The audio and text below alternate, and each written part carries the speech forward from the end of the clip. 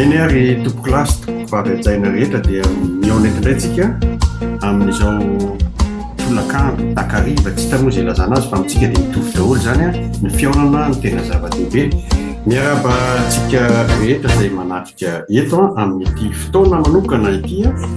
mikasika ny atao hoe fanjakana ny tonga ny fanjakanao zay moa zany ny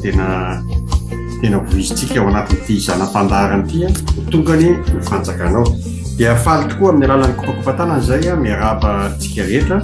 ary mino zay fa manatrika tsika eto ny tompo satria raha misy rona telo mivory amin'ny anarako izy dia ovoany Andriamanitra izy ka manamarina ny teniny dia mino sy manateny tsika ary matoky an'izany fa miaraka amintsika eto izy ary dia hita zavatra mahagaga tsika satria miaraka amin'ny zava-mahagaga tsy maintsy misy foana rehefa eo ny tompo mahagaga misy zava-mahagaga tsy vitany va dia zay no horesahantsika eto indrindra ny hoe ho tonga ny fanjakanao mety misafotofoto any an-tsaintsika any hoe ahoana zany hoe ho tonga ny fanjakanao dia ngambo tsy efa tonga ngambo mbola ho avy fa inona moa tena horesahana amin'izany ny fanjakan'ny lanitra sa ny fanjakan'Andriamanitra sa samy hafa be hoe sa iray ihany ahoana ny tena eo mitsy mitikodina ny resaka horesahantsika androany fa mialohan'ny zavatra rehetra dia anolotra ny mpiara-miasa etontsika sady eo ihany koa vahiny tsy atao hoe vahiny fa tompotrano mihitsy satria izy tompon'andraikitra voalohany amin'izao televisionna zao ary tompon'andraikitra voalohany koa amin'ity zanam-pandarana ho tonga ny fanjakanao dia andrasa aloha tomboka mikopakopatanana atao amin'ny rahalahy Victoire aloha zany no hoatsika azy dia iny zany rahalahy Victoire namantsika mpametraka fanontaniana fitondra ny feon'ny vahoaka fitondra ny feon'ny olona rehetra ihany koa ary afaka ihany koa manazava zay azo azavainy eto zay tsindrin'ny fanahy ihany koa ao ihany koa ny ray aman-dreny mpitandrina zay anisan'ny tompon'andraikitra voalohany tena tompon'andraikitra voalohany mihitsy ary tena hoe izy mihitsy koa atao hoe vahiny nefa tompotrano eto kopakopatanana natolotrana koa pastera Mario Razafy Manjato dia efa eo ihany moa anao pastera dia anao kapatonga dia atomboka amin'ny vavaka izy ity dia omenanao ny fisoronana amin'izany vavaka izany. Iny ary vavaka tsika rainay ao zay ny an-danitra ao masinina niny anananao tonga niny fanjakanao ary ataony sitraponao ety tany takany ny an-danitra saotranao zay fa miaraka aminay eto ianao ary manjaka tompo ao anatin'ity fotoana ity fotoana natokanay anomezana voninahitra anao ary iresahanay ny fanjakanao zay efa eo aminay ary manjaka raisy avokoa ny toerana rehetra sy ny fahefana rehetra sy ny voninahitra sy efa naotrika ho mandrak'izay ary amin'ny anaran'i Jesosy Kristy tompo nametrahana izy fotoana izao eo ambany fitalian'ny fanamasina amen. Amen. Sotranao pastera tamin'ny fitondrana-bavaka sy tena zava-dehibe indrindra tena marina tokoa fa tokony mitodika amin'Andriamanitra aloha no zavatra atao voalohany indrindra satria raha tsy misy azy tsy mahefa na inona na iny tsika ary ambany fitalian'ny fanamasina ihany koa no alavorary zay resadresaka hoentintsika eto zay hitondra lesona aho ihany koa amin'ny mpijery nefa hitondra valim-panontaniana koa amin'ny mpijery satria ny mpijery dia ametra-panontaniana mihitsy amin'izao andray anjara izy ireo marobe izy ireo ary andray anjara izy ary dia metsika malalaka mihitsy ny fandraisana anjara mba ahafahan'izao fotoana zao mba tanteraka ao amin'ilay hoe dinidinika ambany tafitrano ary tena hoe eo ambanin'ny fahasoavan'ilay mpahary mihitsy izao dinidinika ataontsika izao mialohan'ny zavadrehetra aloha zany dia angapa pastera no avy hatrany dia andrasantsika zany amaly sady amin'ity hoe ho tonga ny fanjakanao fa nandray manko io resaka io nandray mampisafotofoto ny mpiaino na ny mpijery ho tonga ny fanjakanao inona ny tiana lazaina amin'izany hoe ho tonga ny fanjakanao efa tonga ve ilay izy sa mbola tsy tonga misy mametra fanontaniana misy miteny mihitsy hoe raha mijery azy zao ato ary mahita fanontaniana zao ato hoe ho tonga ny fanjakanao inona hono no misakana ny fanjakanao nina misakana ny fanjakan'Andriamanitra mbola tsy tonga dia misy io miteny hoe maninona no ela be. Mety ho fanontaniana ohatrany hoe tsy fanontaniana lefanefa fotsiny ilay izy fa rehefa tena dinihana betsaka ny olona mieritreritra an'izany fa inona moa tena misakana izy ity tsy tonga foana fa eny foana ho tonga ny fanjakanao efa ho arivo taona mahery zay ho tonga ny fanjakanao fa manina izany ny ela be. Misy sasany azany ny andry fa inona moa le andrasana le fanjakana le hoe misy hoe fanjakam-pisolona efa fiangonana efa fanjakan'Andriamanitra efa tonga fa ino ty andrasany ity ohatran'izay zany tena fanontaniana tiany ny fijery ka avy hatrany angamba dia omeko anao pasitera aloha karazana ohatrany hoe fampidirana ihany koa sady tarihana n'ireo mpijery ihany koa anontany ihany koa ambony izay fanontaniana izay fa voalaza teo ihany koa. Dia omenanao pasitera ny fitenenana ary aokantsika hieny daholo zany mankasitraka raha hery manampy resaka manarina mametraky ny fanontaniana misaotra ihany koa ny amin'ny fiarah-miasa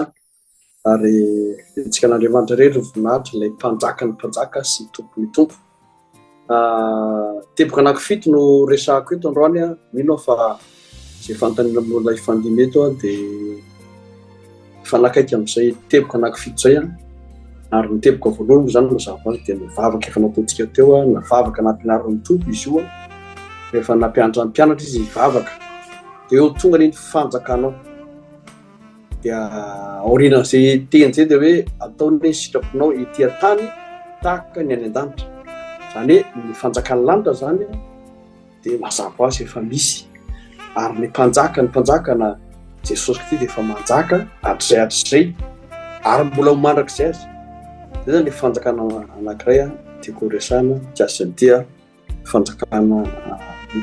vela belaritra ty. Teboka faharoa dia hoe iza nefa io mpanjaka io ary io mpanjaka io dia mazava ho azy Andriamanitra izay tsy hita maso nefa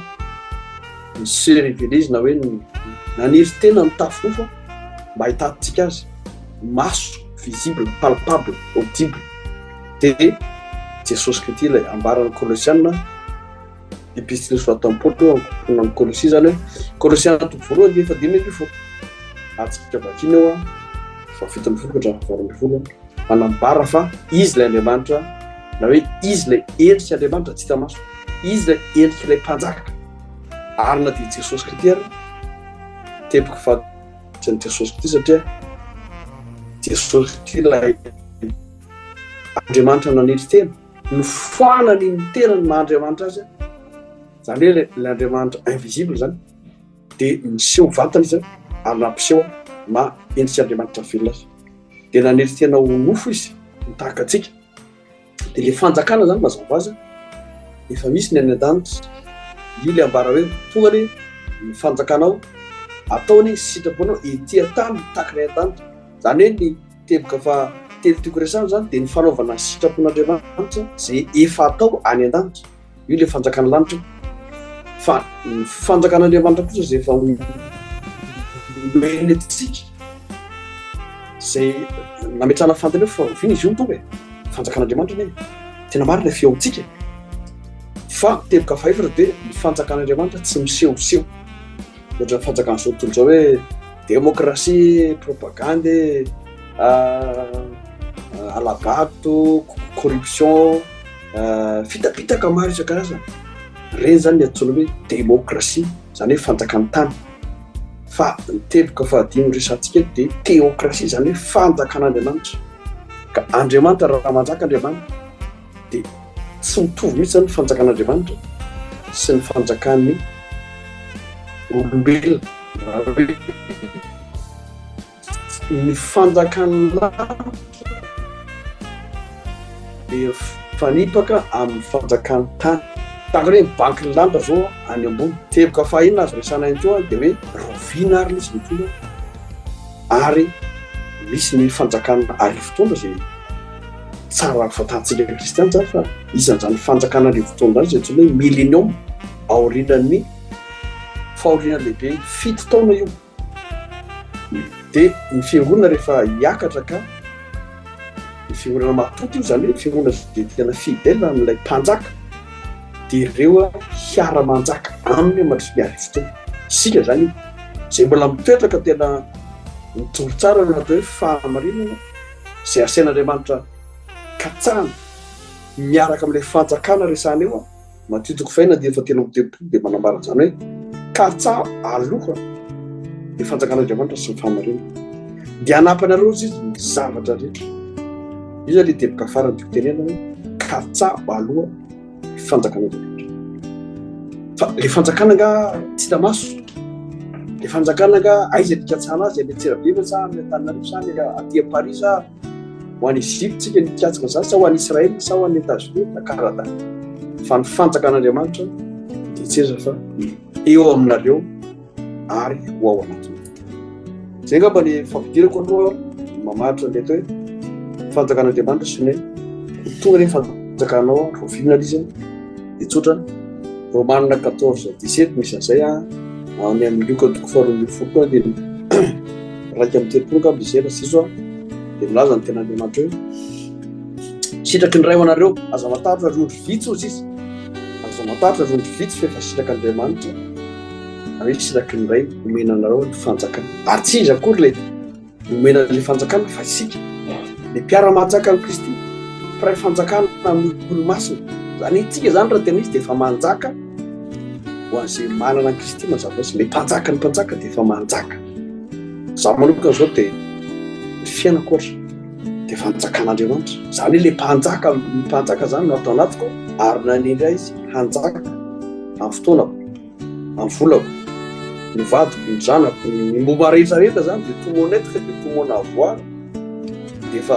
manjaka amin'izay zavatra satria men'Andriamanitra fahefana. An'Andriamanitra voninahitra fa mbola famaritana ny fanjakan'Andriamanitra koa dia fanananao fahefana anitsakitsaka ny mena rana sy ny maingo ary andrisy ny hery tanàna ny fahavalona dia tsisy hampanina azy. Profo zany fa mpanjaka ianao, manam-pahefana ianao, manana autorité ianao. Tara Testamenta taloha dia efa nambara tamin'ny andron'ny Jeremia zany hoe ino izy izao manendry anao zao anio zao, manendry anao hanam-pahefana amin'ny fanjakana sy ny firenena, hanombotra sy hanjera, handrava sy hangodana ary hanombotra sy hamotra fahefana ny zany. Be dia be ny verset manambara an'izany fahefana sy ny fanjakana sy an'Andriamanitra katsahantsika zany fa vokatry ny tsy mbola fahitantsika rehetrarehetra ilay tena fanjakana sy ilay fahamarinana sy tadiavina dia normal be raha mbola songa ilay fanjakana araka ny eritreretan'ny olona azy hoe oviana no tombo fanjakana miandry ihany tompo, miandry antsika ny tompo, miandry anahy, miandry antsika rehetra ny tompo zany hoe oviantsika no hiditra ao anatin'ilay fanjakana satria raha tena mpiray fanjakana maritsika amin'ny Kristy izay no mahatonga antsika natsoina amin'ny anaran'i Kristy ary efa fanazana tantara zany. Misy tantara fampianarako izay hoe tantara fahatelo tsika zao toko fahaenina zany hoe amin'ny volana fahaenina volana hijatsika ary ny andro izay iainantsika dia any fefatra ambin'ny folo ohatra dia manao application an'ilay fanjakana zany izay menantsika. Fa misy ilay olona mena fanjakana fa tsy manana compétence koa. Indeha ataoko hoe manendry ministra anankiray ianao, ministra ny angovo ohatra na ministra ny fambolena tsy hoe nentsika fitondrana fanjakana akory nalaza an'izany fa manina misy délestage, fa manina misy ny kere, manina tsy misy rano ny olona nefa izay ilay ministère menanao. An'ireo ohatra hoe ministère ny fiarovana fandriam-pahalemana maninona misy ny insécurité, maninona misy ny aratra, maninona misy ny von'olona. Le ministre ve tsy compétence le miaramila tsy manao atao zany le atao hoe fanjakana. Fa ny fanjakan'Andriamanitra dia ny antelin'i Jehovah mihitsy no mitovy manodidina izay matahotra azy ka mamonjy azy. Zany hoe tsy mila garde de corps ny fanjakan'Andriamanitra fa ny antelin'i Jehovah mitovy manodidina izy izay matahotra. Ohatra fotsiny zay resatra hoe fa raha mihitsy fanontaniana moa entsika rehetrarehetra taribona ary izay anasako antsika rehetra koa izay vonona ny andranjara tiasy an'ity fanjakan'Andriamanitra ty. Averiko ny andro la hery manampy ny fitenenana ary mino fa manakambara koa la victoire. Ia. Tonga dia resaka avy mba ny fitenenana pasteur sady ametraka fanontaniana ihany ny tenako mahatazana koa moa za fa miaraka amintsika eto pasteur Marcel Léong tonga soa pasteur ary asaina manokana koa ianao andray anjara andray fitenenana raha misy zavatra petraka ny Rasoa pasteur. Anisan'ny zavatra nitenenina teo dia misy hoe fanjakan'Andriamanitra dia misy sao dia indray fitenenana aloha pasteur Marcel. Amin'izay miaravatsika rehetra tsotra manome fitenenana fa ataovy aloha manatrika dia raha ohatra hoe misy zavatra ohatra hoe tsara nampiana ny zavatra valazainareo dia tsy maintsy eneny aho tsotra indrindra mankasitraka faly aho miaraka aminareo. eny ary anisan'ny zavatra mety hoe manetikitika ny mpanaraka antsika ngamba le fahasamihafana manoloana ny fanjakan'Andriamanitra sy ny fanjakan'ny lanitra satria raha azokatrantsika ao amin'ny Matio hafa mihitsy ny fomba filazany azy nefa ao amin'ny lioka sy ny evangelina sasany zany terme hafa ny ampiasainy dia zavatra roa samy hafa aveo fanjakan'Andriamanitra sy ny fanjakan'ny lanitra io pasteur na raha lahirina zay amaly ny fanontaniana dia aiza ho aiza amin'io le fanjakana le tsy misehoseho dia aiza amin'io nefa le hoe ho tonga ny fanjakanao dia raha kazavaina zay mahasamy hafa azy mankasitraka. Alo tonga dia meko andrala hery manafika aloha ny farazavana sisitria efa andratra fitenenana mikasika an'ilay fanjakana lanitra sy fanjakan'Andriamanitra dia manampy ana rehefa avy eo arak'izay tsy voalasa. Sotranao la Victoire ny resaka hoe Matio somary hafa ny filazany azy satria Matio zany marihana tsara fa Matio dia somary mitodika manokana amin'ny jiosy izy rehefa miresaka an'io ary zay mahatonga azy miteny Matio hoe fanjakan'ny lanitra somary mitodika amin'ny jiosy izy zay efa mahalala tsara ny testamenta taloha zany le jiosy ireo mahalala ireo mpaminany zay fanambaran'ireo faminany ary mahalala ihany koa an'ilay resaka nataon'ny Daniel ao amin'ny Daniel toko 4:5 zay manambara manokana an'ilay hoe silaka vato niendaka avy tamin'ny tendrombohitra dia efa miresaka amin'ny jiosy zany dia tena hoe fanjakan'ny lanitra zay ny filazany azy fa ny tena marina aloha fanjakan'ny lanitra na fanjakan'Andriamanitra voalaza ao anatin'ireo filazantsara ireo dia milaza ny fanjakan'Andriamanitra amin'ny ankapobeny foana izy io fa misy fotsiny zany somary miresaka fotsiny amin'ilay hoe ny fanjakan'ny lanitra dia resahana manokana ny tonga ny fanjakan'ny lanitra ilay ho avy zany ilay Jesosy Kristy ho avy tsy hoe la androbaka ny fitondrana androbaka ny fanjakana eny ampelantanan'ny Satana fa ny fanjakan'Andriamanitra zay efa nazavain'ny pasteur Mario teo moa dia hoe efa ao amintsika fanjakam-pisorony isika zany le atao hoe ambassador ny fanjakan'ny lanitra zany efa fanjakana kely eto amin'ity zao tontolo zao efa fanjakana efa miditra tsy hoe kely akory fa tompo azy moa teny hoe lehibe lavitra ny ao anatinareo no ny ao amin'izao tontolo zao lehibe izy io fa miafina izy io tsy miafina ihany koa nefa fa miseho fa somaro ao amin'ny fahalemena no misehon'ny heriny ihany koa ary hita fa tena lehibe fa efa eo amintsika zany tsika zany ilay ambassador mitondra n'ilay fanjakana sahady ohatran'ireny hoe ambassador any amin'ny firenen-kafa ny fanjakana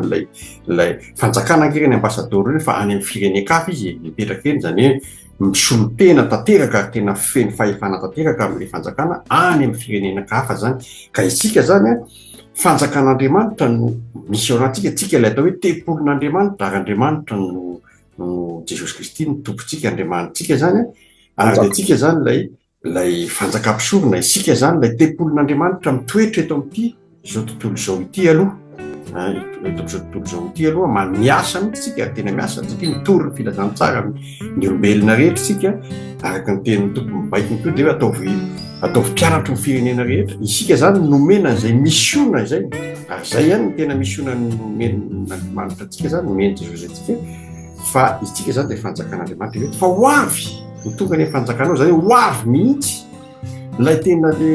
lay seza fiandrianana any an-danitra le Jesosy Kristy mihitsy le tompon'ny mpanjaka mihitsy hidina androbaka amin'izay ny fanjakana eny ampelantanan'le Satana ao amin'ny antekrista ho avy mihitsy izy dia andrava mihitsy an'io fanjakana io ary dia aka ny fanjakana hitoetra mihitsy ny tany sy ny lanitra tena hita maso hita poky hita pirenena mihitsy zany iseho era-tany mihitsy misy eran-danitra ny voninahiny ary dia aorianan'izay moa zany dia fantatsika raha manika be olo dia ho avy koa ny arivo-taona dia miara-manjaka amin'ny tompo ao anatin'izay arivo-taona zay angamba tsy dia resaka betsaka fa zay fotsiny angamba manjaka kely atsipoko angamba ao anatin'izay fa za moa eto mpandrindra ihany koa fa avy hatrany dia omeko amin'ny pasteur Mario angamba satria izy ny tena atao hoe tsara fipetraka koa amin'izay makasitraka fa dia efa saika efa feno daholo zany valopantany zany raha tena izy fa ny anapiko kely fotsiny angamba dia le tantara ny teneko to hoe ao anatin'ny tantara fahatelo tsika izao dia anjarantsika no mitantara ny zava-misy antsakan'Andriamanitra ny fiainantsika ary ny tantara faharoa dia efa rehefa voasoratra hoe raha ny oloko izay natsoina tamin'ny anarako tsika angamba tsisy tsy malaza zany raha mbola kristiana fa misy fepetraka hoe raha ny oloko izy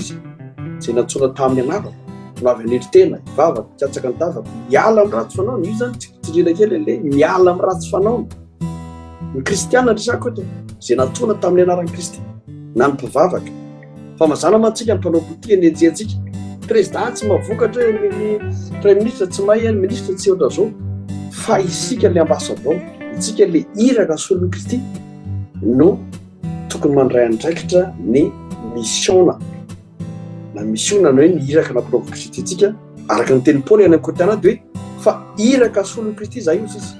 ka Andriamanitra dia mampangataka anay indrindra aminareo hoe mihavana amin'Andriamanitra ny ianareo zany hoe le ministera ny fampihavanana zany zay ny anisany tena ministera ty agape tv ty mampihavana ny olona rehetra amin'Andriamanitra aloha zay vao mampihavana ny olona samy olona zay ngamba le signe de croix hoe vertical aloha Andriamanitra aloha no ampihavanana amin'ny olombelona tsy tsika ny ampihavana n'Andriamanitra fa Andriamanitra mihitsy no efa nampihavana ny tenany zereo Korintana faharoa toko fahadimy andiny fahasivy dia izao izy Andriamanitra ao amin'ny Kristy no nampihavana izao tontolo izao taminy izao tontolo izao eo an-damositra lahelo zao misy globe terrestre tsy olona resana fa le olona amin'izao tontolo izao dia Andriamanitra ao amin'ny Kristy no nampihavana izao tontolo izao taminy ary zany natonga anazy manery tena niditra ao amin'ny Kristy dia ery amin'ny andiny fahafito ambin'ny folo izy ohatra Korintana faharoa toko fahadimy andro resantsika hoe raha misy olona izy ao amin'ny Kristy raha misy olona si quelqu'un est en Christ il est une nouvelle créature zany hoe raha misy olona zany natsoina tamin'ny anaran'i Jesosy Kristy araka ny tantara faharoa toko fahafito andiny efatra ambin'ny folo dia fantatsika tsara zany fa raha ny oloko izay natsoina hoe kristiana zany no avy anetry tena mivavaka katsaka mitavaka miala amin'ny ratsy fanaony tsy ndriky foana no le miala amin'ny ratsy fanaony dia eno azy any an-dandro hamela ny heriny ary anasitrana ny taniny zay ny tantara faharoa zay averiko ihany tsika anatin'ny tantara fahatelo zao tsika mihitsy mandrafitra n'le tantara io tantara io tsy soratana tsony fa tantara iny zay le hoe tantara ho ary dia tantara tsika izao ary zay le hoe raha nosoratana daholo ny zavatra rehetra nataon'Andriamanitra ny fiainantsika na zao tontolo izao ary tsy ombony boky asiana zao satria zavatra tantarantsika dia tokony zavatra palpable visible audible tena hoe zavatra réel tena zavatra misy le fanjakana dia alohan'ny amarana koa azy resaka tantara fahatelo tsika resaka tantara faharoa tsika azadiny fa matoa misy ny fahatelo misy ny faharoa misy ny voalohany raha tsy andray versi anakiny fotsiny ao amin'ny tantara voalohany misy ten'Andriamanitra ao amin'ny tantara voalohany andiny toko fahafito ambin'ny folo andiny fahafito amby roapolo 1 Chronique 17:27 dia hoe fa zay tainao Jehova ao dia voata mandraka izay zany antsika zany raha tena izy mandova fitahina zay voatanao Jehova ao dia voata mandraka izay dia ahoana antsika tsy misitraka ny fitahina io ao antsika tsy misitraka ny fanjakana io nefa antsika efa voalaza ny tantara voalohany fafito amby efa ty amin'ny tantara faharoa tsika tonga saina dony hoe raha noko zay natsoina tamin'ny satria tsika tsy miala amin'ny ratsy fanao anisan'izany ny tena ary zay mba tonga raha hoe mikatsaka mandrakariva ny fanjakana io sy ny fahamarina dia tsy nafa ny ten'Andriamanitra amarana koa azy mbola ny testamenta taloha ihany na hoe tantara voalohany toko voalohany any amin'ny farany amin'ny folo dia gaga mihitsy any hatramin'ny voalohany ka hatramin'ny farany amin'ny folo tsy hanam-potoana amakina betsika fa ny tantara voalohany toko voalohany indiny voalohany ka hatramin'ny raiky amin'ny folo faharoa ambin'ny folo aza dia manambara fa na ny Filistina io Palestina io raha fantatsika zao Palestina zany anisan'ny voafaritra anatin'ny baiboly zany fa Filistina moa lazana azy tamin'ny andro zay Palestina amin'izao tontolo izao raha tsika mahafantatra ny ady an'i Israel sy ny any Palestina dia efa voarakitra ao anatin'ny tantara io fa misy tantara hatramin'ny tantaran'ny Adama ka hatramin'ny tantaran'ny Abrahama dia mila fantarintsika zany ny tantarantsika raha tsy raha fotsiny tsika malagasy ao tsika manana tantarantsika ne io tanindrazantsika io ka tena tsara fitseritrin'ny olona fa tsika tompony mamenatra ny laza azy hoe tahaka ny ohabola malagasy hoe tahaka ny valalana ambozy izy na ny tompony ary tsy dia za tsy amboa akory na sanatry vava anamboa malagasy fa tsika tsy malagasy fa malagasy le hasina tsika zany andao tediavina zay le katsalo fanjakan'Andriamanitra sy ny fahamarina zavatra rehetra zay ngapa ny mamena ny tantara voalohany tantara faharoa tantara fahatelo tantara ho ary raha mbola misy ambatsika matsika rehetra ny fitenenana pastera manakambara dia manakambara tokoa i Rahalahy Victoire menanao indray Rahalahy Victoire inona no ambaranao mikasika zay inonao zay fanontaniana ny anao petrako Rahalahery resadresaka ambany tafitrano resaka atsika dia iverina amin'le resaka fanjakan'Andriamanitra mitenen'ny pastera teo moa le hoe katsao aloha ny fanjakana sy ny fahamarinany dia anampy anao zany manampy anareo zany rehetrarehetra zany tiako hazavaina amin'ny mpanaraka atsika zany hoe inona le fanjakana tiany tenin'Andriamanitra katsahana eto dia ny fanontaniana faharoa zany mety hoe mazava be amintsika le izy fa ho an'ny manaraka atsika na ny eto zany na ny any amin'ny réseau dia misy tenin'Andriamanitra ato amin'ny Romanina 7:17 miteny fa ny fanjakan'Andriamanitra dia tsy amin'ny fihinanana sy ny fisotroana fa fahamarinana sy fiadanana ary fifaliana amin'ny fanahy masina dia raha mba afaka zarainareo na hoe lazalazainareo ny révélation zay voarainareo amin'ny alalan'ity définition ny fanjakan'Andriamanitra zay tenen'ny tenin'Andriamanitra ty makasika tsara dia ny fisarian'ny Rahalahy Victoire zay indraindray manko mety zany dia ohatrany mampiseho fa tsy mitovy amin'izao tontolo zao ary resaka koa pastera zao raha hoe fa hoe fanjakan'Andriamanitra dia tsy avy amin'ny fihinanana sy ny fisotroana kanefa fanjakana amin'izao tontolo zao zavatra misy amin'izao tontolo zao ny démocratie sy ny anaky ny hitantsika amin'izao fotoana zao fanjakana ty tany ty tena fihinanana sy fisotroana mihitsy fihinanana sy fisotroana dia tsy tamin'izao ihany fa hatramin'izay raha mijery le mpanjaka taloha fihinanana sy fisotroana zany taloha zany misakafo eo amin'ny latabatra ny mpanjaka taloha zany fihinanana sy fisotroana foana ny resaka eo resaka tsakajanona zany hoe fanehoana zany fa manana ny zavatra rehetra manana ny ampy zay foana izy eto zany ohatrany variana kely fa zay resahana Rahalahy Victoire zay ohatrany miverina koa amin'ilay mikasika ny hoe fanjakan'Andriamanitra io zany dia hoe ao amin'ny marika fotsiny zao na ataoko hoe eo marika angamba zany resaka hoe marika efa tonga ny fotoana zay efa akaiky ny fanjakan'Andriamanitra dia eo matitoko fadimy angamba matitoko fadimy andiny fahatelo dia sambatra ny malahelo am-panahy fa aza ny fanjakan'ny lanitra ozy izy sambatra ozy matitoko fadimy andiny fahatelo dia sambatra ny malahelo am-panahy fa aza ny fanjakana eto zany raha nyresakantsika fihinanana sy fisotroana fa ampy manana ny ampy le fanjakan'ny tany zany le fanjakan'izao tontolo zao zany dia mampiseho ny manana ny ampy eto indray izy miteny sambatra ny malahelo am-panahy fa aza ny fanjakan'ny lanitra eo moa dia betsaka fanazavana fa ny tena fanazavana koa anisany dia hoe malahelo ara-panahy zany zany dia milaza fa mahatsiaro tsy ampy mangetaheta foana nona amin'ny ara-panahy zany hoe nona amin'ny tenin'Andriamanitra mbola mangetaheta tsy mitsara nona foana tena hoe manao zava-dehibe zany atao hoe tenin'Andriamanitra na ny sakafo ara-panahy ny ara-panahy zay zany le sambatra malahelo zany hoe malahelo zay malahelo milaza fa tsy fahampiny eo amin'ny Luka 4:9 koa dia hoe sambatra ianareo malahelo fa anareo ny fanjakan'Andriamanitra zany hoe sambatra ireo zay mahatsiaro zany fa tsy ampy manana ny tsy ampy mangeta eto mitady eto moa dia tena mbola mitady an'Andriamanitra ihany no resahana eto zany dia ohatran'ny fanipaka hoe indray mahatsiaro tena ampy ny anankiroa sa mahatsiaro tena tsy ampy zany hoe na dia omena azy ara ny arena rehetrarehetra eto amin'izao tany izao mbola mahatsiaro izy fa tsy ampy satria ny azy ny zavatra tedaviny tsy izay fa ny tedaviny dia le voalaza tao amin'ny romanina resahana Victoire teo hoe fa ny azy zany tsy fisotroana fihinanana fa fahamarinana sy fiadanana ary fifaliana ao amin'ny fanahymasina zay ny katsahana zany hoe mikatsaka ny fiadanam-po mikatsaka ny tena fiainana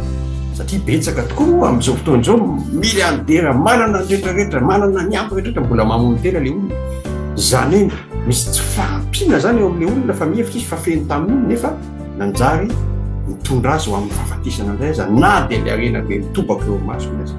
misy io sasany hoe amin'ny fisotroana sy ny voalazatsika fisotroana sy ny fihinanana ka mihinana misotro mihinana nefa hany hoe tsy ampy herinandro akapa na iray volana dia hofatiny cholestérol sy ny triglycéride sy ny tsy fantatra intsony manjo azy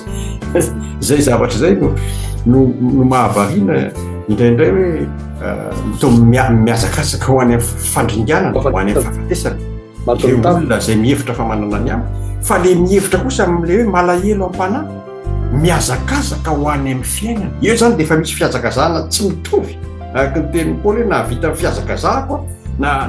nitateraka ny ady tsara zany hoe misy ady ratsy zany dia misy ady tsara eto zany le fanjakana resahana eto zany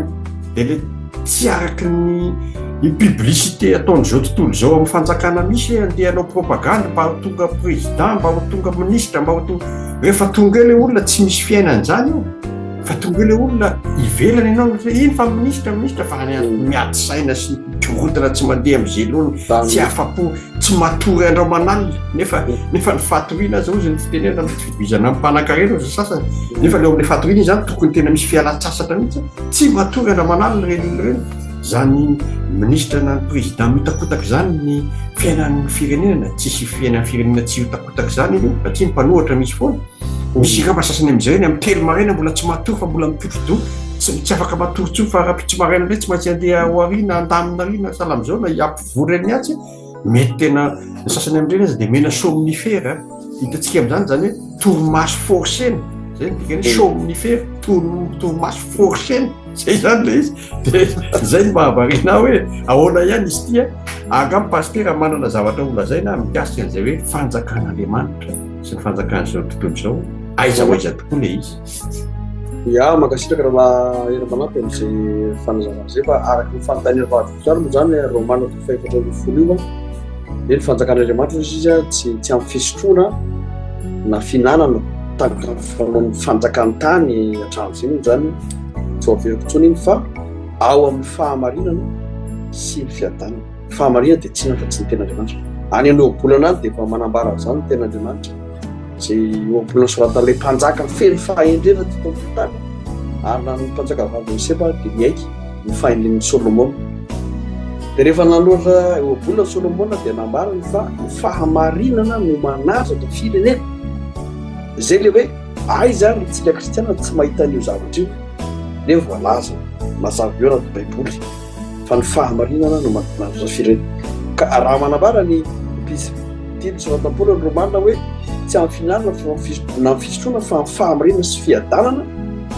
dia le fiadanana avy amin'Andriamanitra le andrian'ny fiadanana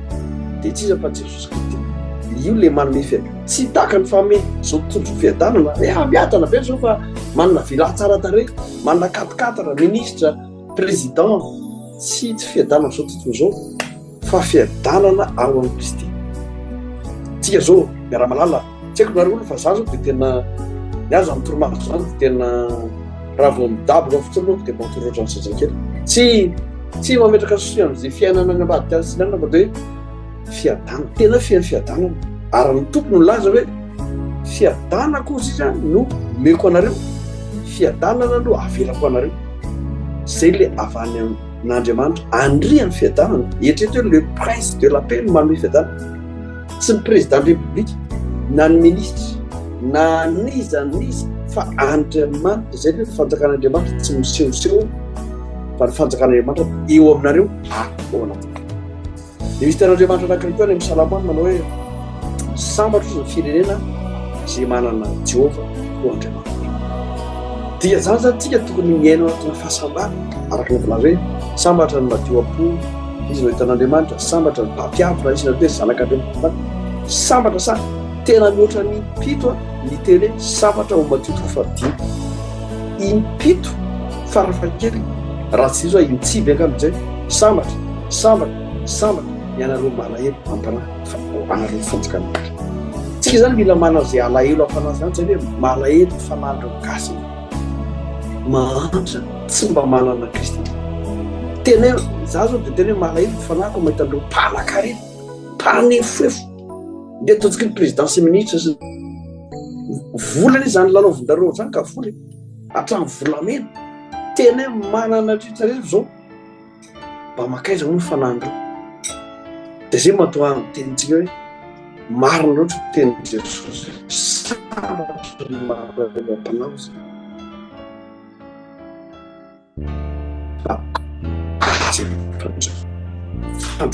fanjaka ny an-damy fananery teny izy mitafopahany kombokely izao tontolo tamy Korintana faharoapolo dia ao andiny faharoapolo dia hoe maniraka atsika kosa izy zay hoe iraka ny solon'ny Kristy zay zany hoe missionnaire zany tsika iraka solon'ny Kristy ny olona irana zany mandeha tsy hoe mipetraka fotsiny aty Paris ity dia tazatahana fotsiny faharoy malagasy ny zava-misy hoe tena tsy hita fa mahandro zareo sahirana. Non, iraka mandeha tsika zay mahatonga tsika mandeha hatrany à Liban, mandeha hatrany izy dans le monde entier tsika rehetra rehetra hoe iran'Andriamanitra andeha rehetra. Eka re tsika mba hamaritaka ny toy Isaia hoe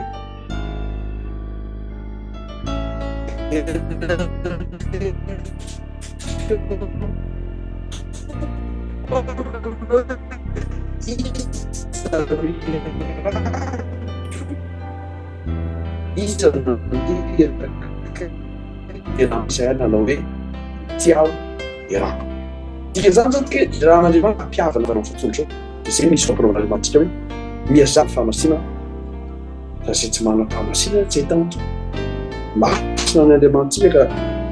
amarana ko azy angamba le Romana 14:17 dia hoe ny fahamarinana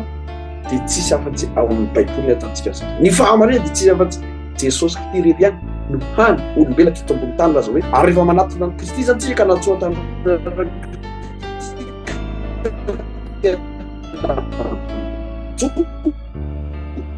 araka ny teny Kristy zay rehefa misy fiadana atonao rehefa miavana fitiavanao Jehova Andriamanitra ao fo rehetra fananao rehetra ny fanananao rehetrarehetra ary fitiavanao namanao tahaka ny tenanao dia milamina zany ateo fahamarina zany ateo fiadana takatsika rehetra hoe fakatỳ raha mifankaty satsika tony mikasy rehetra kristiana rehetra inona fiadana tiarintsika ohatran'izao zay nga miazoko ambara makasitraka rehetra averiko anareo fitenena misaotra Astera tena mazava be tsara be le famelabelarana nataonao satria mampiseho an'izay le fitiavana mitondra ho amin'ny fihavanana ary mitondra ihany koa amin'ny tena atao hoe tena manan-karena zay nga matetika satria eto amin'ilay manan-karena manko atao hoe misy le manan-karena manam-bola tsisy manam-bola zany akory le olona fa mandalo eo tanana fotsiny izy fa tsisy matazona an'izy zany mandalo fotsiny dia mandeha zany hoe tsisy tompony zany dia izy raha tena marina zany hoe tsy manana akory zany dia olona dia voalazantsika teo hoe miadera mamono tena ny zavatra tenenin' Jesosy eto ilay tonga dia lazaiko hoe le tena mpanan-karena indrindra dia Jesosy. Jerentsika ny toetrany zany atao hoe mpanan-karena zany ary raha misy an'izany mpanan-karena eto amin'ity tany ity dia azoko lazaina izy hoe manan-karena. Zao le toetran'ilay manan-karena Jesosy Kristy ny teny izy tsy tahaka ny fahameny zao tontolo zao izy ny fiadanana omeko anareo fa ny fiadanako no omeko anareo zany hoe le anazy manontolo no omeny fa tsy sombotsombony sahala hoe tompona orinasa anankiray dia karama nomeny mpiasa zay tena miasa be tsy akijanona farivony andro tsy mipetraka mihitsy dia karama meny zany hoe sombony amin'ny arenany nomeny fa ny Jesosy zany ny fiadanako no omeko anareo. Zay zany le mpiava ny tenen'ny pastera teo hoe mpiava Andriamanitra amin'ny fonao rehetra, amin'ny herinao rehetra, amin'ny eritreritranao rehetra, zany hoe tena ao rehetrarehetra mihitsy zany hoe dia mpiava ny namanao tahaka ny tenanao. Zany hoe le anao rehetra zany nomeo raha zay le raha mahavita an'izay ianao enao rehetra no dia ianao no tena mpanan-karena satria zao matoa ianao samy mameno rehetrarehetra dia fantatra anao fa manana vetabe fa raha ohatra ianao tsy samy manome fa nisombony ianao fotsiny nomenao dika zany ianao zany fantatrao fa ahafahany ihany no anananao zany hoe dia zay no mahatonga ny tompo mampianatra foana hoe aiza mitahiry makatsy aiza fa satria manana ianareo isika zanany koa zany mpandova manantsika tsy tokony tsitsika mihitsy mihirihirim-belona ary zay mahatonga ny tompo manao hoe le zavatra ataonareo amin'ny tanina akavia izy atao fantatry ny akavanana zany aoka tsy ho tadidinareo mihitsy zany ny asa soa rehetra ataonareo sy ny fanomezana ataonareo aoka tsy ho tadidinareo zany hoe tsy tadidy tsy voisanao ntsony zany ny zavatra omenao satria fantatra anao fa manana vetabe fa dia menao mihitsy mitsahatra mihitsy zay zany tokony misy fa ny zavatra tokony tsy ho adininao mihitsy dia lasa nratsa-tanany Jesosy Kristy teo amin'ny hazo fijaliana tamin'ny famonjenana zay no tena tsy ho adininao mihitsy fa tokony ho adironao zany zavatra aomenao satria raha tany saina ka voisanao mbola tsy manana ianao fa raha te ho zanak'Andriamanitra ianao dia tsy tokony tsy voatanisanao ntsony ny zavatra ataonao ary tsy tadidinao ntsony ny asa soa rehetra ataonao zay ataon'ny taninao akavia ka tsy fantatro taninao akavanana dia eto zany tena mampiseho izy le tena manana Jesosy Kristy tena manana te hanana vahiny zay te ho lehibe indrindra aminareo aoka izy hanetry tena aoka izy hanompo ny hafa dia hafahafa be le torohevitra meny Jesosy nefa tena mitondra fiadanana izy satria tena mitondra fiadanana izy raha misy maka ny kapa anareo sana meo azy daholo na tapiny ohatratra zay le zavatra zany hoe raha misy zany miferina iny amin'ny zavatra majinika dia ohatra tsy milamitsaina ianao fa raha tsy miferina iny ianao dia milamitsaina ianao zany tsisy olana mihitsy resaka teo tsika hoe nahitarina afantarana filaminantsaina dia matory tsara le olo da matory ny olona tsy matory dia tsy milamina zany misay fa matory tsara izy amin'ny torimaso zay efa natao hoe akaelany sasatra dia mandry ny saina za manokana azy moa dia manana aretina zay amin'izao tontolo zao izy aretina dia ozy le dokotera tamiko nao izy ny aretina nao izy aretina tsara zay ka hoana ny olona ozy mitady an'io tsy mahita ianao mora mahita an'le izy ay torimaso ty aretina kozy zany hoe za manana an'le ataon'le somnolence diurne excessive zany hoe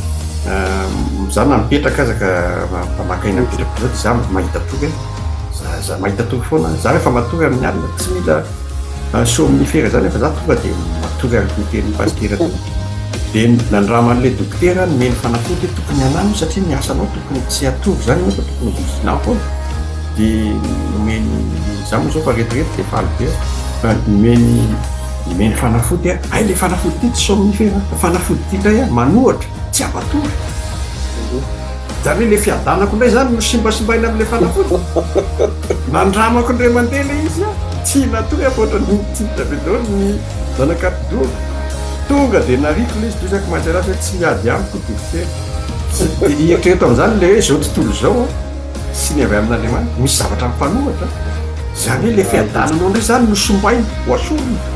nefa fiadanana misy eo aminao eny fiadananao zany no asorona satria tsy mety amin'ny asanao zany izy fianao milamila dia zao zany nataon'Andriamanitra hoe rehefa zany ahoy izy Andriamanitra dia ianao atao retirety dia retirety zany dia milamina zany dia misy fiadanana vazivazy eny an-dalana fa fahamarinany ihany koa zay ampiseho hoe misy fanoherany atao zao mifanjakany zao tontolo zao sy mifanjakany lanitra fa zay fihevitr'Andriamanitra tsy fihevitry zao tontolo zao mihitsy mazana ava dia zay ngamba aloha fa misy toyany ihany mbola ahafahan'ny pastera mbola tsaingotsaingo teny ampiresana izy ty midinidinika ambany tafotany aloha taraka manodidina sao dia mba isy olona hafa toandray anjara tsokana andreretra fitenena ngamba tara manao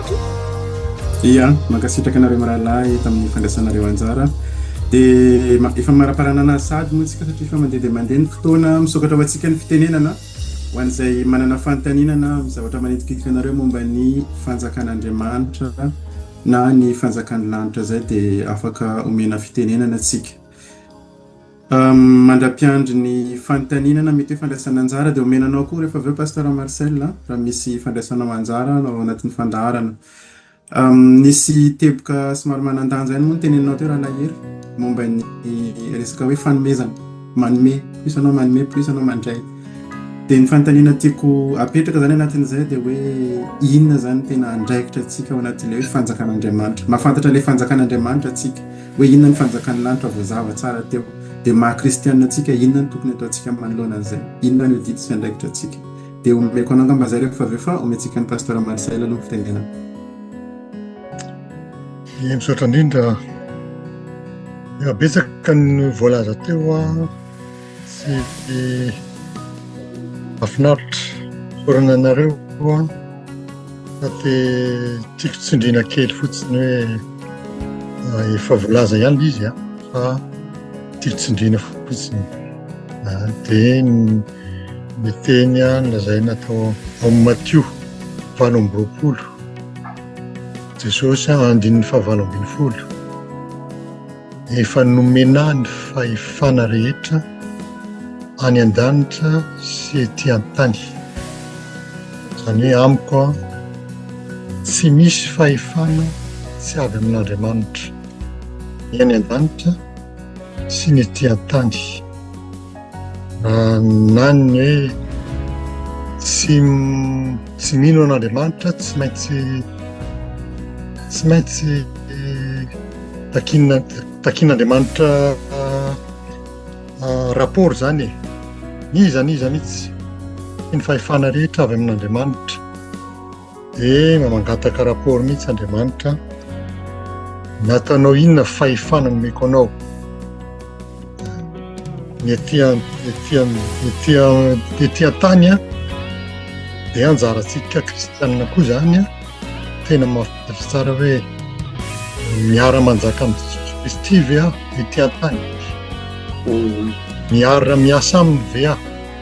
ino moa ny asa nataon'i Jesosy, raha ny fahefana rehetra any Jesosy ety an-tany,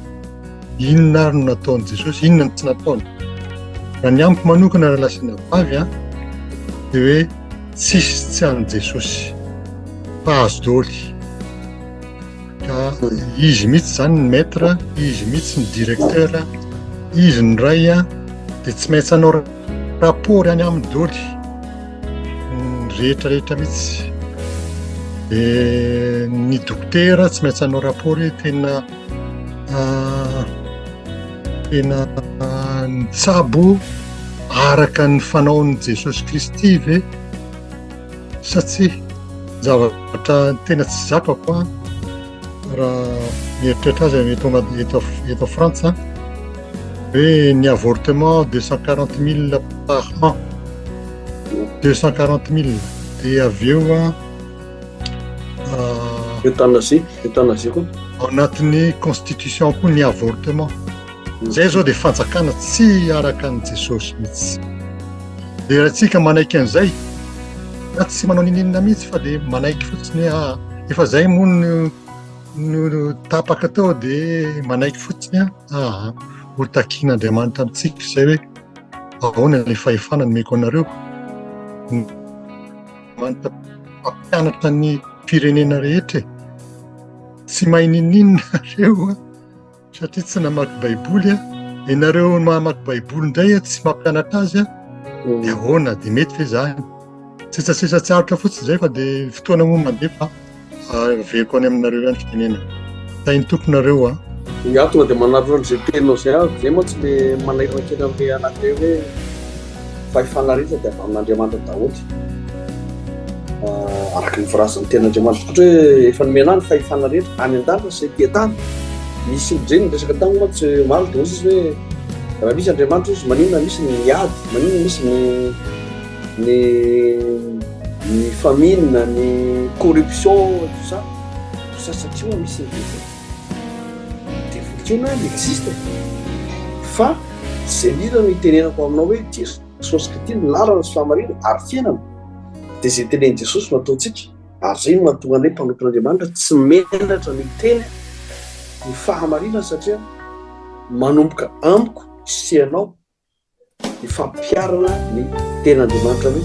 tiavina aminao tahaka ny tenanao. Raha fantatro fa namako ianao tsy hangalatra aminao mihitsy nanday aminao. Raha fantatrao fa ity tontolo ity ny an'Andriamanitra any Jehova nitasy rehetra ho amiko fa maninona ary misy niatsy ny raha mandritra sy ny alatra von'olona satria ny devoly tsy azotsika vonay, tsy azotsika sonona tamin'ny baiboly ny tenaandriamanitra mandra hoe ny mpangalatra dia tsy abra tsy angalatra tsy amono ary andrika fa tsy mijanona eo Andriamanitra fa apetraka Andriamanitra tsara mihitsy hoe fa izaho avy anana ny fiainana ary fiainana be dia be. Dia io fiainana io zany fiadanana, io fiainana io ilay fahamarinana izay tokony hidirantsika kristianina ary amaranako ny teny satria mandeha ilay fotoana dia Petera nanora epistily mihitsy Petera voalohany toko faharoa andiny fahafito ka hatramin'ny fahasivy manao hoe fa ianareo kosa tsika zany dia taranaka voafity tsy ny olona rehetra akory no tonga mpanjaka na hoe tondra ny fahamarinana fa ny olona voafity ary tsy ny président république na ny premier ministre na ny ministre nareo solombavam-bahoaka fa Andriamanitra no mifidy antsika fa tsy olombelona. Tsy anareo no mifidy aho izy Andriamanitra fa zany no mifidy anareo ka nanendy nareo mba handeha fa mandeha antsika anendireo mba handeha sy mamokatra antsika ary mba haretany vokatra reo maharitra ve le vokatritsika dia eo le vokatra tokony ho hita maso tokony tsapaitanana dia tsy ny zany fa vokatra ny fanahy satria ny fanjakan'Andriamanitra dia tsy amin'ny fisotroana finanana fa fahamarinana sy fiadarana ao amin'ny fanahasana. Zany hoe raha olona ao fanahasana dia tokony hita vokatra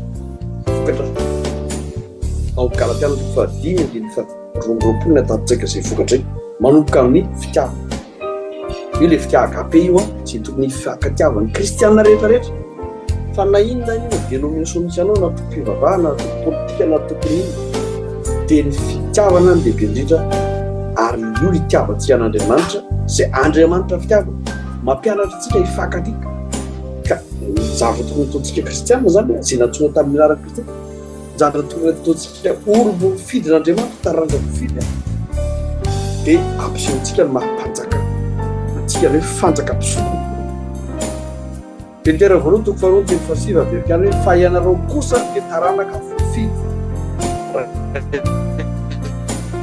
Faharoa fidy mbasa fahatelo olona fidin'Andriamanitra ho an'ny tena mba ilazanareo io le tantara io mba ilazanareo le atsaran'ilay miantso anareo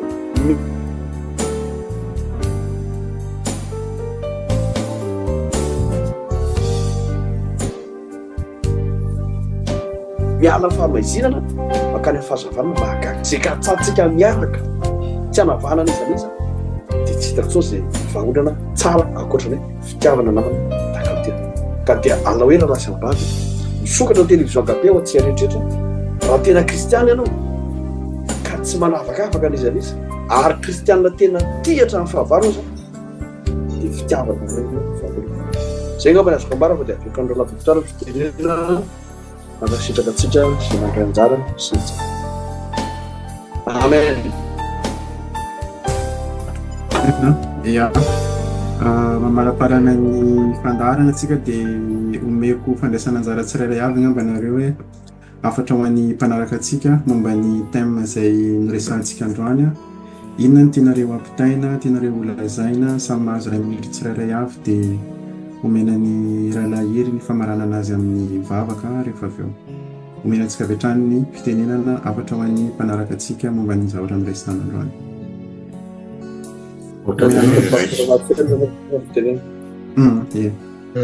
Mangataka fitenena kely fa manana fotoana hafa koa moa fa tsy maintsy andohanareo fa dia misaotra indrindra tompoko dia tahian'Andriamanitra zao tsika rehetra otra. Ianao ny sorabe nanaika nandray anjara ny anjara koa zany raha indrindra dia mamparana tena antsika malakariva fa misy foa ty fandarana tonga ny fanjakanao be isam-bolana eto amin'ny televizion akabe ka dia hoeto izay anjara bika azoko mba hoeto zany fa ny fanomezanao ny hevitrao ny fanomezanao ny fotoananao ivavahanao amin'ny firenena dia efa marika sady fa tiatsaka ny fanjakan'Andriamanitra sy ny fahamarinana ihany koa ianao dia anampy antsika ny zavatra rehetra fa andro tsika tsy sahira tsika tsy midany tsika tokony feny fiadanana ny fiainantsika andavanandro ka dia mpifofon'Andriamanitra amin'ny fiainantsika zany raha ohatra ka miala amin'ny ratsy fanao ny kristiana. Zay ngamba azoko ambarana victoire avy eto anao fitenena. Alahelo. Ia misaotranao ka la victoire efa maraparana tokoa tsika fa nafinaritra fotsiny le resaka teo zany tena manan-karena be le resaka farany teo ary miteny mihitsy moa pasteur Mario teo hoe vainareo dia taranaka voafity fanjakam-pisorona firenena masina olona nalain'Andriamanitra ho an'ny tenany mba ilazanareo natsaran'ilay niantso anareo hiala tamin'ny maizina ho amin'ny fahazavana mahagaga. Ianareo izay tsy firenena koa ozy izy fa iny fa ankehitriny efa olon'Andriamanitra izay tsy namindrana fo fa ankehitriny efa namindrana fo. Tena hoe variana dia nisy resaky pasteur Marcel Léon teo mikasika ny hoe an'Andriamanitra ny fahefana rehetra ety an-tany katrin'ny an-danitra dia milaza izy zany fa tsisy fahefana mihitsy izy izy azonao eto amin'ity tany ity fa tsy Andriamanitra nanome azy. Dia rehefa bangoko ireo dia misy tenin'Andriamanitra voaraiko ao amin'ny Matio izay fantatritsika tsara mikasika an'ilay talenta dia hoe Matio 5:20 ny 5:20 hoe koa ny anankiray nomeny talenta 5, ny anankiray anankiroa ary ny anankiray iray samy araka izay fahaizany avy dia lasa nandeha izy. Andriamanitra zany nanome Matio 5:20 ny 5:20 ny anankiray nomeny talenta 5 izy ny anankiray roa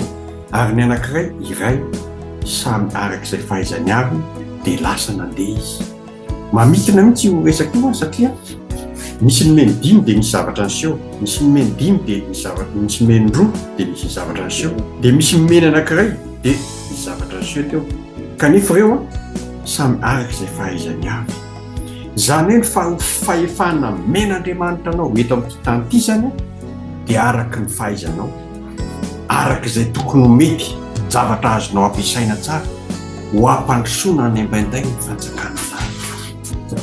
tokana natao mpianatra ny firenena rehetra fa ianao zany raha raisina hoe te-polon'Andriamanitra dia ny andraikitra anao inona ny asanao eto amin'ity zao tontolo zao ity, inona ny fahaizanao napetraka Andriamanitra tao. Nomeny talenta 5 ianao dia ampitomboy iny ampiasao ampandrosoana ny ambainday ny fanjakana lanitra, azahoana olona, andratoana olona. Pasteur zao eto dia manana andraikitra manana asa izy mpiandry ondry, zany hoe nametrahan'Andriamanitra hiandry ondry izy eto zay ny asany. Dia izy zany tsy maintsy napetrak'Andriamanitra zany hiandry ondry, dia izy zany ny asany zany dia tsy maintsy mitory ny filazany tsara amin'ireo ondry ireo izy ary izy miforme an'ireo ondry ireo hivoaka izy, izay ny asany. Ka raha tsy izay ny atao ny asany fa zavatra hafa ozy ataoko hoe anangom-bola ny atao asany io, izay ny ataony io, na zavatra hafa ny ataony io, nanao politika ny ataony io, dia tratrany amin'ilay atao an'ilay talenta ray tsy nanokatra izy amin'iny dia adinina amin'ilay zavatra nataony any amin'ny farany tsy mety, dia iny le atao hoe arivo izy. Fa eto amin'ilay talenta roa sy ny talenta 5 zany misy ny toerany dia mitovy ny filazany tsara foana izy maniraka ny kristianina foana izy mampianatra ny kristianina izy. Rehefa manao an'izay foana izy dia sahazan'ilay fahaizany dia mampandroso ny ambainday ny fanjakana lanitra. Dia nanao ny asany izy teto amin'izao tontolo izao dia ny raha tompo azy. Misy olo-kafa koa mety hoe nametrahan'Andriamanitra azy mety ho dokotera izy, zay le fahefana hoe tsy misy fahefana azonao tsy avy amin'Andriamanitra. Dokotera izy dia rehefa dokotera indray izy dia ao anatin'izay asan'izay koa izy mbola mitory ny filazany tsara, zany mampiseho ny mahafahazavana sy fanasiny tany azy. Hitan'ny olona fa misy fahazavana be eo aminy, zany hoe misy fiadanam-po eo aminy, misy hita mihitsy hoe olona pino izy, hita mihitsy izy hoe ny asa ataony dia mandeha paintsiana sy ampitiavana arak'izay tena hoe le toetra tokony ananan'ny kristianina lay ao Galatana 5:5 lay vokatry ny fanahy dia ananany avokoa eo amin'ny asany, asehony zay le fahazavana asehony. Ary teo aminy koa mahafanasy ny tany azy lay mangetaeta n'Andriamanitra foana ny zavatra rehetra ataony fa tsy mangetaeta vola na mangetaeta fisondrotan-karama na fisondrotan-toerana na fahefana eto amin'ity tany ity, fa mangetaeta ny an'Andriamanitra hiasa eo amin'ny manodidina azy ary dia milaza ny anaran'Andriamanitra koa. Rehefa zay no ataony dia mampandroso ny ambainday ny fanjakana lanitra izy, nampitombo ilay talenta teo ampelantanana izy. satria raha mijanona fotsiny amin'ny madokotera ary izy dia tsy mitombo any ilay talenta satria dokotera dia dokotera fotsiny fa raha ohatra ka na tsy mijanona teo amin'ny madokotera azy izy fa mbola mitombona kany amin'ny makristianina azy dia mitombo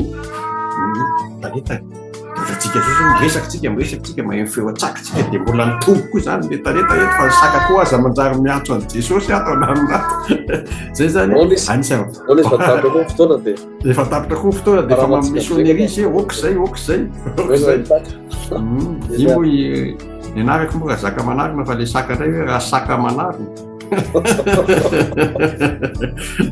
vazivazy tsy maintsy atao hoe le tao amin'ity fandaran'ity fa tsitsatsatsaritra fa zay no tiako lazaina zany eo amin'ny fiainantsika na any amin'ny asantsika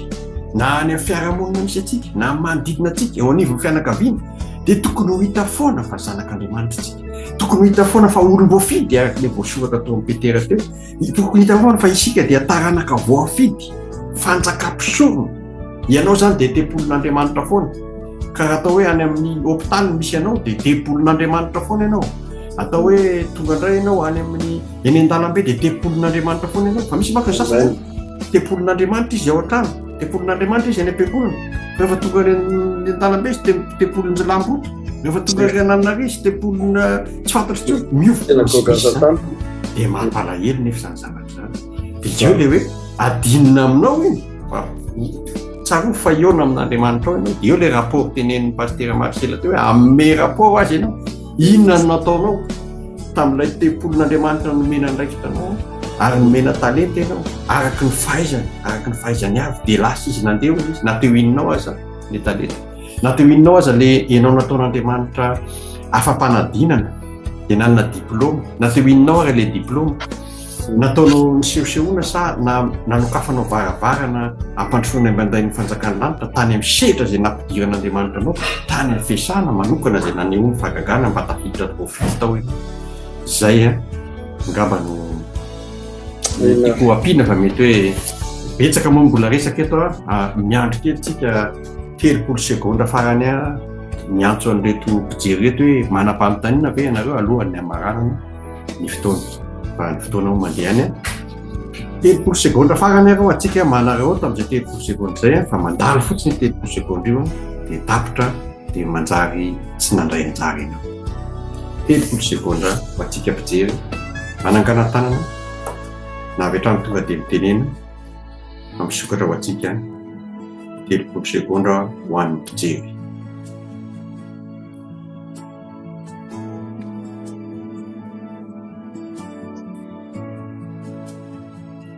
Oto dia farana vava ngamba fa efa afa-pozy matoa tsisy miteny a tapitra ny 30 sekonda fa namiko najanona mihitsy manko le 30 sekonda sy lazain'drareo hoe eo amin'le tena fa 20 sekonda zay ny andeha hiteny dia tapahanareo le fandarana fa dia isaorana antsika rehetra nandray anjara tamin'izao fotoana izao, isaorana indrindra ny ray aman-dreny mpitandrina Mario Razafy Manjato, ny ray aman-dreny mpitandrina ihany koa Marcel Liongo izay nandalo teo dia isaorana manokana ihany koa ny fanetretena mba nidirana tamin'izao fandarana izao. Isaorako manokana eto koa ny Rahalahy Victoire izay nandrindra ny fanontaniana sy tena hoe nanetaitra ny manodidina rehetrarehetra izay natoritory tany nanana tany nanaitra tamin'ny fanontaniana izay hoentiny solotena ny mpijery ankizy tao anatin'izay. Izy ihany koa ny teknisiana antsika izay mandamina izao fotoana izao. Dia isaorantsika indrindrindrindra Andriamanitra izay teo hatramin'ny voalohany tsy ataoko hoe hatramin'ny farany satria mbola hitohy foana ny fanatrehany masina mandra-piaviny eny amin'ny lanitra sy dia mbola hitohy mandrakizay zany fanatrehany zany hiara-onina amintsika. Izy mbola miteny hoe indro mandondony ambaravarany fonareo zany karaha izay manokatra ny fontsika dia indro izy hiditra hiara-onina hiara-sakafo tena hoe iombi-piaina amintsika. Dia raina ianarany aokantsika hanondrika andohantsika manoloana ny fahalebiazana isaotra ny anarany masina. Saotranao say tompony noho ny fitiavanao, noho ny fanatrehanao, noho ny tena hoe fitiavana be da be satria izay teny rehetra naloko ny vavanao dia fanasy fiainana, sitraka ao ny hanome fiainana ao anay satria tsy nitondra ozina ianao fa novelarinao teo amin'ny lohanay mandrakariva ny hoe ity ny ozina sy ny ny fitahina sy ny ozony ity tao amloanareo ny velako amloanareo ihany koa ianao ny fahafatesana sy ny fiainana fidio ny fiainana mba ho velona ianareo tompo tena mbola tarianao zay eo amin'ny safidinay mba isafidy tsara ary tena mbola ianao ihany koa no ny teny fa tsy zahay no ny safidy anao fa ianao no ny safidy anay Jesosy ary mba hamokatra sy hamoy ihany koa dia zany Jesosy no antony isorana ianao amin'izao fandarana zao fa dia vokatry ny tananao daholo satria izay izao moa dia epistily velona nosoratany tananao mihitsy dia tianao hovakiana eto amin'ny manodidina ny momba anay ary tianao vakiana ihany koa amin'ny manodidina mombanao indrindrindrindra tompo ary dia misaotra anao satria nambara ny fahamasinanao nambara teto ny fahalebiazanao nambara teto ny voninahitra ao Jesosy Kristy tompo-panjakanay atao ahoana tsy hanandratra anao fa izay dia vonana anelitsy tena mandrakariva mba hisandratanao bebe kokoa tompo ianao ilay nanombotra ny ainao teo amin'ny azy fijaliana ilay nanehoanao ny fitiavanao lehibe nanoloranao ny tenanao mihitsy nataonao tsinitsinina nataonao tena hoe hodiakapoka nataonao tena hoe fanazimbazimbana ny tenanao mba amonjenanay mba hanomezana voninahitra ao anay hiakatra eny an-danitra ho zanak'Andriamanitra Jesosy tena tsy mendrika an'izany zay nefa dia tena ianao no nanao izany ianao mihitsy no mandamina ianao no mandringa